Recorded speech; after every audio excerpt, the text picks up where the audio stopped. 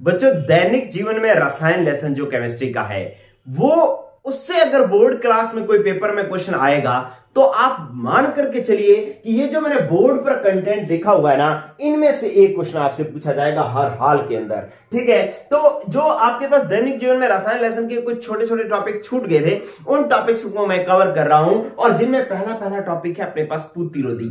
ठीक है, बोर्ड में क्वेश्चन आया प्रतिरोधी को एक्सप्लेन करें, बोर्ड में क्वेश्चन आया प्रतिरोधी और वीर संक्रामी में अंतर लिखिए, उदाहरण सहित अंतर लिखिए। तो ऐसा कोई क्वेश्चन आएगा तो हम उसको कैसे करने वाले हैं, देखिए पहले है अपने पास प्रतिरोधी।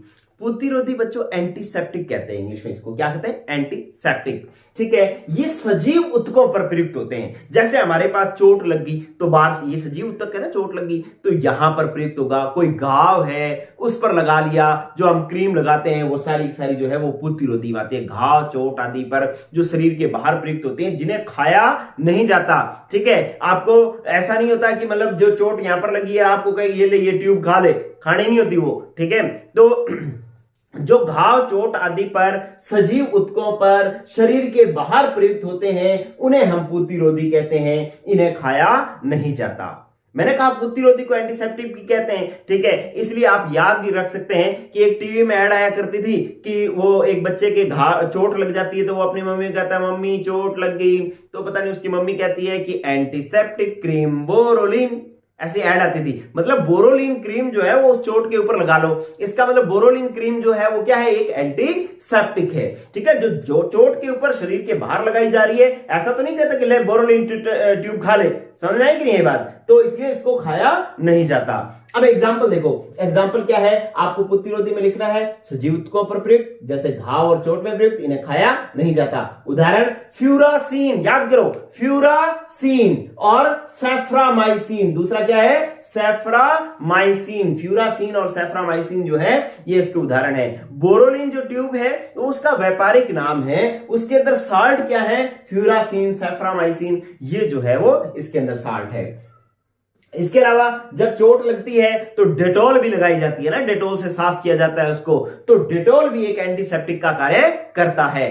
पेपर में एक क्वेश्चन आता है कि डेटॉल किसे कहते हैं, या डेटॉल क्या है, किसे कहते हैं, नहीं डेटॉल क्या होता है, तो आप कहोगे क्लोरोजाइलिनॉल। याद कर लो प्लीज, क्योंकि बोर्ड का पेपर है और हमारी ये वीडियो कोई ऐसा तो है नहीं कि भी आज ये आप देख रहे हो तो इसके बाद कोई नहीं दोबारा देख लेंगे, नो दोबारा नहीं देखनी भैया, आज देखो और आज का याद करो आज का आज।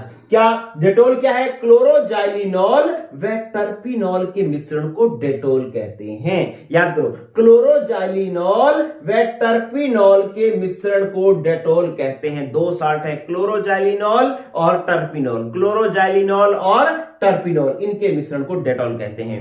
एक प्रश्न याद हो गया, दो प्रश्न हो गए, एक प्रतिरोधी किसे कहते हैं, एक डेटॉल क्या है।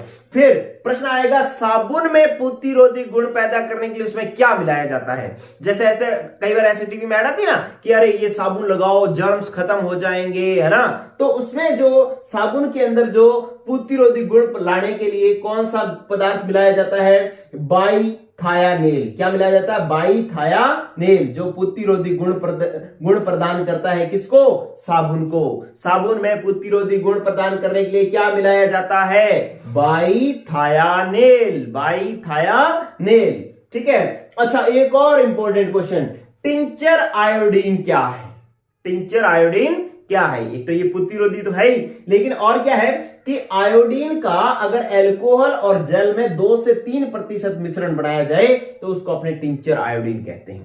क्या कहते हैं, टिंचर आयोडीन। तो नाम से ही समझ में आ रहा है कि यार ये इंपॉर्टेंट है, पेपर में पूछा जा सकता है। टिंचर आयोडीन क्या है, आयोडीन, टिंचर आयोडीन, तो आयोडीन का अल्कोहल और जल के अंदर 2 से 3% मिश्रण को जो है हम टिंचर आयोडीन कहते हैं।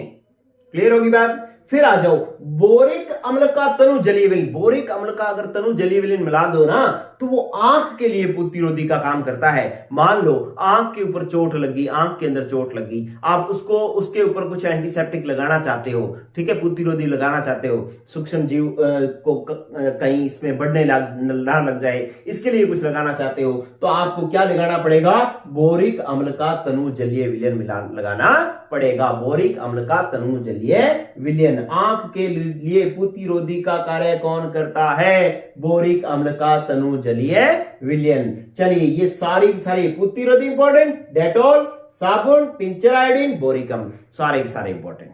क्लियर? चलिए अब आगे चलते हैं। फिर आता है विसंक्रामी, डिसइंफेक्टेंट कहते हैं इसको।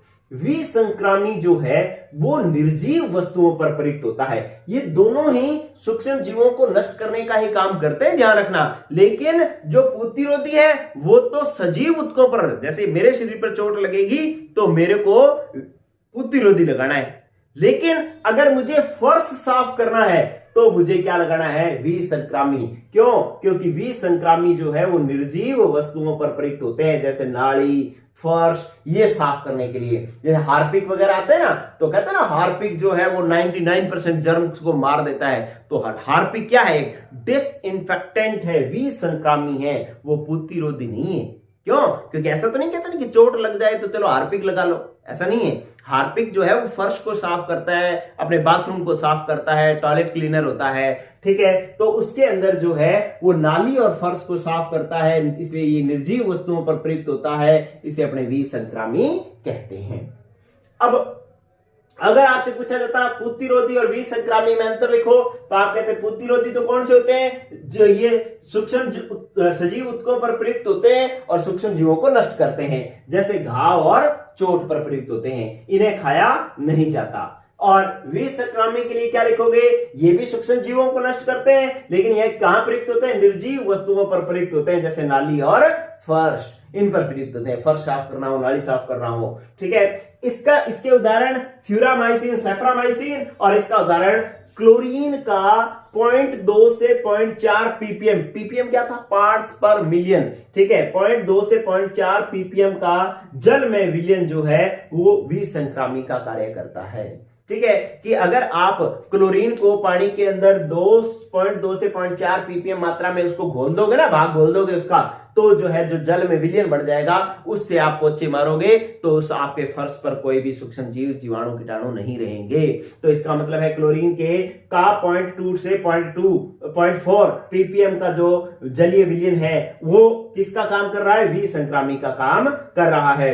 और क्या है इसका एग्जांपल? कम सांद्रता का SO2, कम सांद्रता में अगर सल्फर डाइऑक्साइड लिया जाए तो भी जो है वो विसंक्रामी का कार्य करता है, डिसइंफेक्टेंट का कार्य करता है।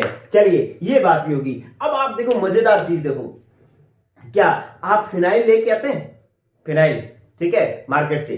तो वो फिनाइल जो है दो चीजें हैं। फिनाइल का अगर 0.2% का विलयन लो तो वो तो एंटीसेप्टिक है, प्रतिरोधी है, ठीक है। उसको मान लो चोट लगी तो उसके ऊपर लगा सकते हैं, क्लियर।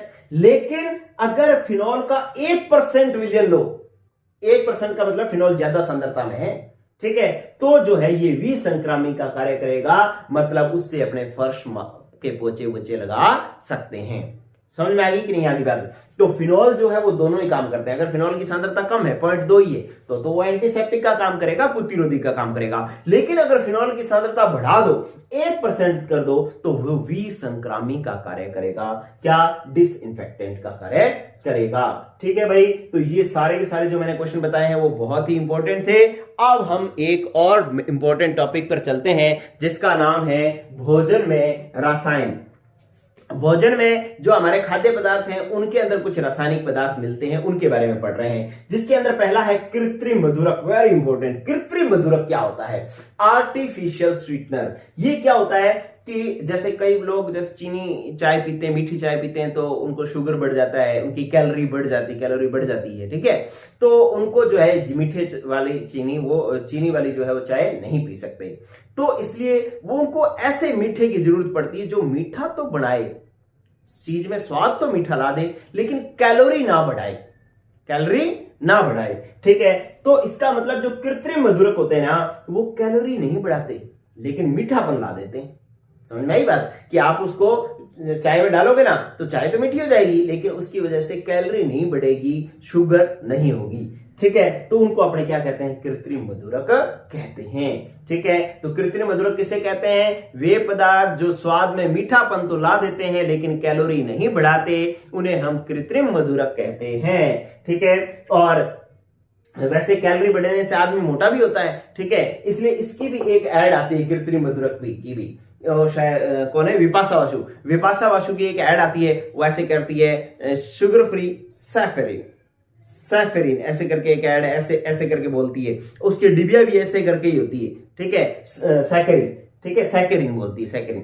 तो इसका मतलब है कि जो सैकरिन है वो कृत्रिम मधुरक है, कि वो कैलोरी नहीं बढ़ाएगा, मीठा कर देगा लेकिन कैलोरी नहीं बढ़ाएगा। वो इसका एग्जांपल क्या हो जाएगा, सैकरिन हो जाएगा, एस्पार्टेम जो है इसका एग्जांपल हो जाएगा। अब पूछ लेता है सैकरिन क्या है, तो ऑर्थोसल्फोबेंजीनामाइड को सैकरिन कहते हैं। सैकरिन का रासायनिक नाम क्या है, ऑर्थोसल्फोबेंजीनामाइड। ठीक है, तो इस तरीके से कृत्रिम मधुरक वे पदार्थ जो मीठापन ला देते हैं लेकिन कैलोरी नहीं बढ़ाते, उदाहरण के लिए सैकरिन। कृत्रिम मधुरकों की आवश्यकता क्यों पड़ती है, क्योंकि बहुत से लोग ऐसे हैं जिनको मीठा खाने से, प्राकृतिक मीठा खाने से उनके मीठापन स्वाद तो आ जाता है लेकिन उससे कैलोरी बढ़ जाती है, तो उनको नुकसान होता है, मोटापा बढ़ जाता है, डायबिटीज हो जाती है। तो कैलोरी ना बढ़े ऐसे मीठे की जरूरत होती है। तो ऐसे पदार्थ जो मीठापन तो ला देते हैं लेकिन कैलोरी नहीं बढ़ाते, उन्हें कृत्रिम मधुरक कहते हैं। उदाहरण है सैकरिन और एस्पार्टेम। सैकरिन याद रखना, विपाशा वासु सैकरिन। ठीक है, तो ये बस ये हो गया भाई कृत्रिम मधुरक। इसके बाद है खाद्य परिरक्षक। खाद्य परिरक्षक आप देखो, बीकानेर के रसगुल्ले जो है वो कहीं भी मिल जाते हैं। आप मुंबई चले जाओ, कहीं कर्नाटका चले जाओ, वहां पे भी बीकानेर के रसगुल्ले मिल जाते हैं। क्यों, क्योंकि वो डिब्बे में पैक मिलते हैं। ठीक है, तो वो डिब्बे में पैक खाद्य सामग्री जो खराब ना हो, उसके लिए उसके अंदर जो पदार्थ मिलाए जाते हैं उन्हें खाद्य परिरक्षक कहते हैं। ठीक है, खाद्य परिरक्षक, खाद्य पदार्थों को खराब होने से बचाने वाले। ठीक है, तो क्या परिभाषा है, खाद्य पदार्थों में सूक्ष्म जीवों की वृद्धि के कारण होने वाली खराबी से बचाने वाले पदार्थों को खाद्य परिरक्षक कहते हैं। खाद्य पदार्थों में सूक्ष्म जीवों की वृद्धि हो जाती है जिससे वो खराब हो जाते हैं, तो सूक्ष्म जीवों की वृद्धि से क्या, वृद्धि के कारण होने वाली खराबी से बचाने वाले पदार्थों को खाद्य परिरक्षक कहते हैं। और खाद्य परिरक्षक के रूप में कई बार अपने क्या करते हैं कि ज्यादा नमक डाल देते हैं उसके अंदर, तो भी सूक्ष्म जीव नहीं बढ़ते। ज्यादा चीनी डाल देते हैं, जैसे मुरब्बा बनता है, ठीक है, किसी भी चीज का, आंवले का मुरब्बा बनता है, सेब का मुरब्बा बनता है, तो उसमें मीठा बहुत होता है। मीठा होने की वजह से क्या होता है, उसमें सूक्ष्म जीव वृद्धि नहीं करते और वो खराब नहीं होता। तो चीनी भी जो है वो किसका काम करती है, खाद्य परिरक्षक का काम करती है। वनस्पतिक तेल, आप अचार डालते हो, उसमें खूब सारा तेल डालते हो, क्यों, क्योंकि उसके अंदर जैसे तेल उसका कम हो जाए तो अचार खराब हो जाता है। क्यों, क्योंकि उसमें सूक्ष्म जीव वृद्धि कर जाते हैं, और तेल अगर ज्यादा होगा तो सूक्ष्म जीव वृद्धि नहीं करेंगे और इसकी वजह से वो अचार खराब नहीं होगा। तो ये भी खाद्य परिरक्षक का काम करता है। लेकिन अगर पूछा जाए कोई रासायनिक पदार्थ, तो सबसे फेमस है कौन,